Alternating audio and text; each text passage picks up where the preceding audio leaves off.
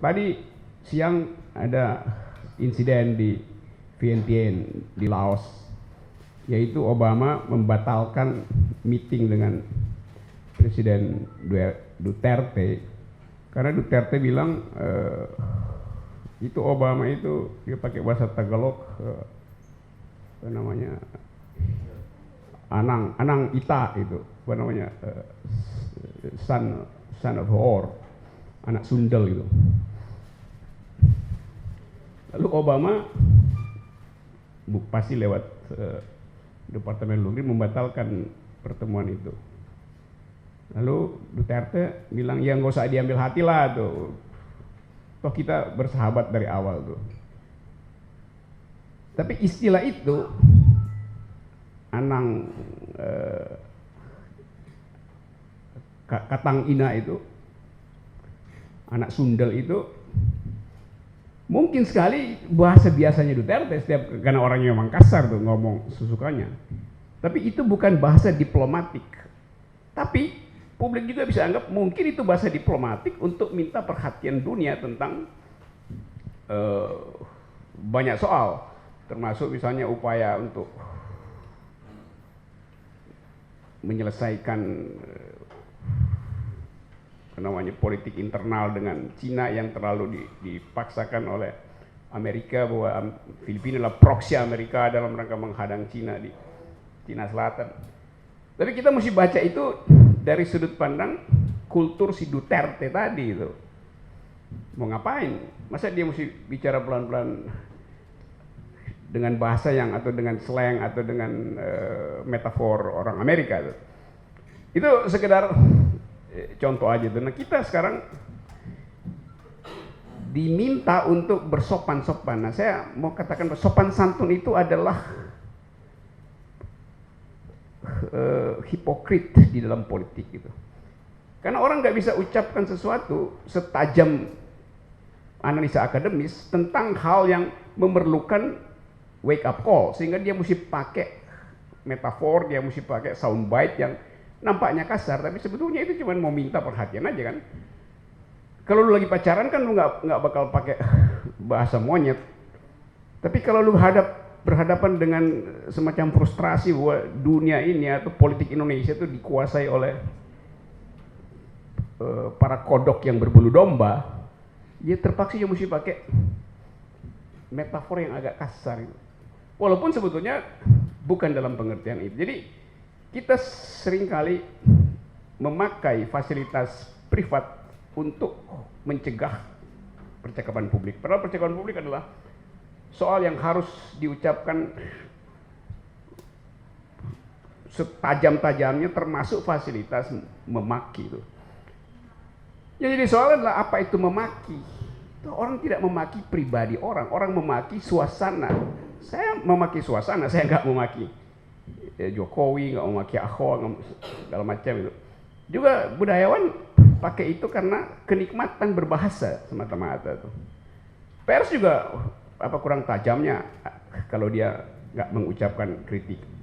Saya putar logikanya. Pers menjadi sangat tajam hari ini kalau dia nggak mengkritik itu. Karena memang pers masuk juga dalam jebakan yang sama untuk berbahasa basi. Anda lihat sekarang misalnya data tadi dari Damar, 11 aktivis dalam 1 tahun ini kena undang-undang itu. Sementara di Merdeka Utara kira-kira ada 50 aktivis yang ikut setiap hari dengan suasana politik nasional ada di kantor presiden, dan gak ada satupun aktivis yang memprotes kenapa 11 aktivis teman dia itu dikriminalkan itu. Itu juga tanda bahwa loh, ini anak-anak ini LSM yang ada di istana kan semuanya pakai paspor hak asasi manusia. Jadi ngerti apa itu ekspresi bebas itu. Kenapa sekarang paspornya berubah jadi paspor Orwellian yang mengontrol itu.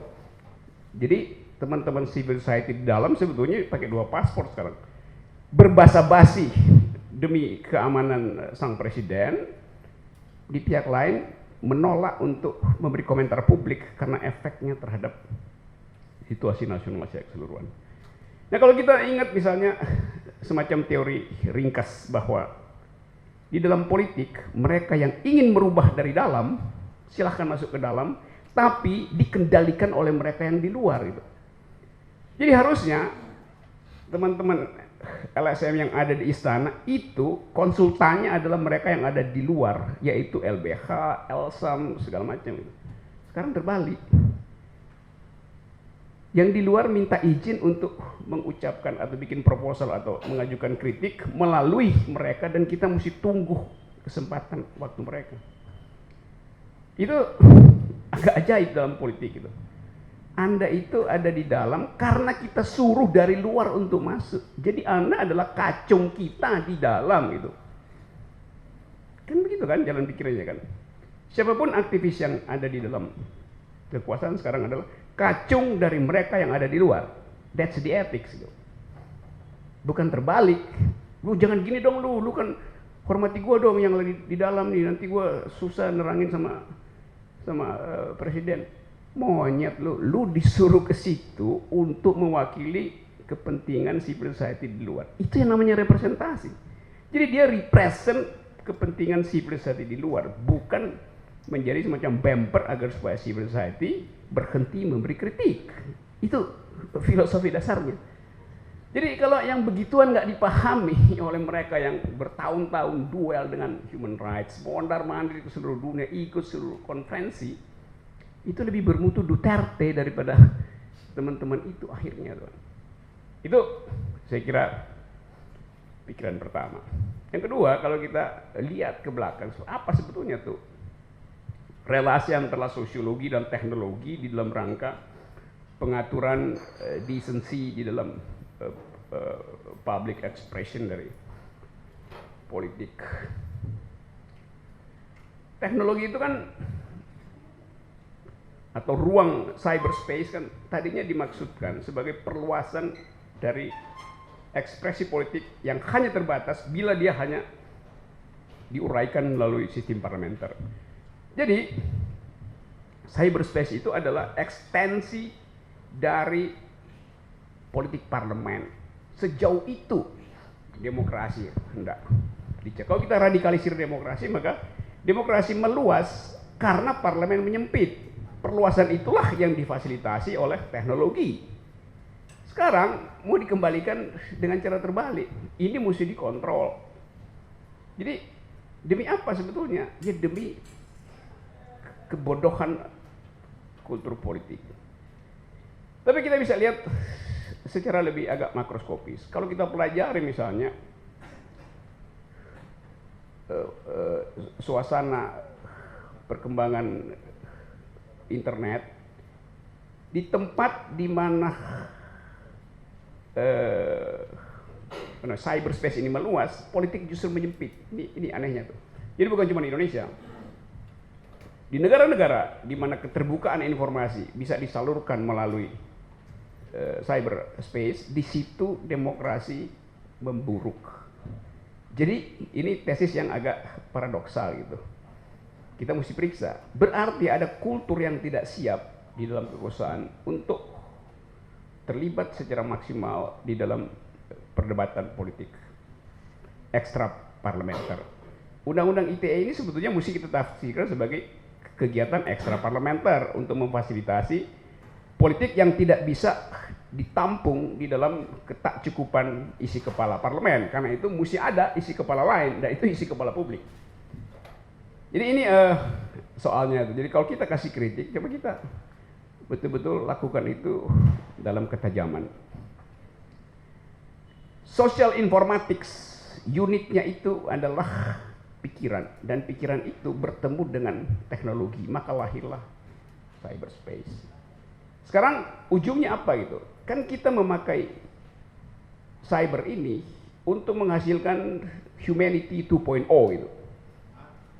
Jadi percakapan itu yang mesti kita jadikan ontologi basis dari setiap perubahan undang-undang.